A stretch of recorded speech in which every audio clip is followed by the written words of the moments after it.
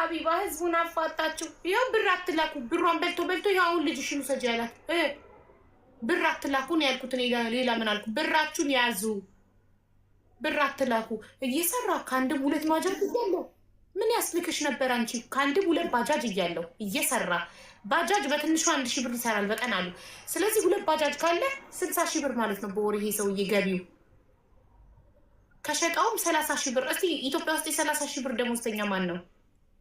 30,000 ብር እያገኘ የቤት ክራይ ከፍሎ ምግባቸው ነው። ሌላ ምን አለ? አንድ ልጅ ማስተዳደር ያቅተዋል በ30,000 ብር። ድጋሚ አንቺ ከጆርዳን ደሞዝሽን 48,000 በወር ትልኪለታለሽ።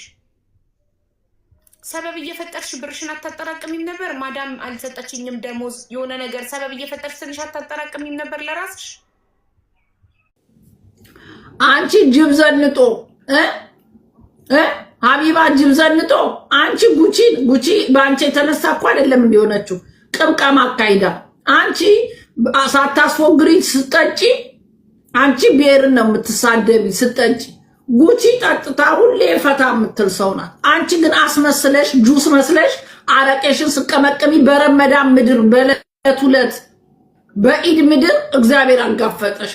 አረቄሽን የገዛ ልጅሽ አዙሮ አረቄ ስትቀጅጅ ከፍንጅ ተያሽ። እጠጣለሁ ባይታወቅብሽም አትናገሪ። እጠጣለሁ፣ እቅማለሁ፣ አጨሳለሁ። ማጨስ መጠጣት ክብር አይደለም።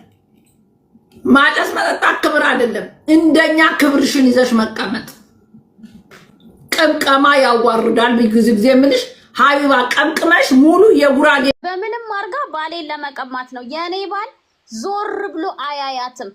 ለአንዴና ለመጨረሻ ጊዜ እኔ ሴት ያፈቀርኩት አንቺን ነው። ለአንቺ እጄን ሰጠው፣ ካንቺ ወለድኩ፣ ካንቺ ጋር እየኖርኩ ነው፣ ካንቺ ነው ማረጃው ብሎ አስረግጦ ነግሮኛል።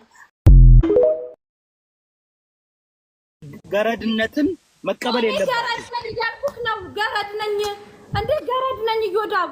ግርድና ማለት ውርደት አይደለም። ውርደት ምን ግርድና ውርደት የሚመስላችሁ ከሆነ እናንተም አሜሪካም ያላችሁ ለነጮች ተገርዳችሁ ነው የምትኖሩት። ዳይፐር በካሜራ ነው የምናያችሁ እኮ ተዘንጣችሁ ስትመጡ።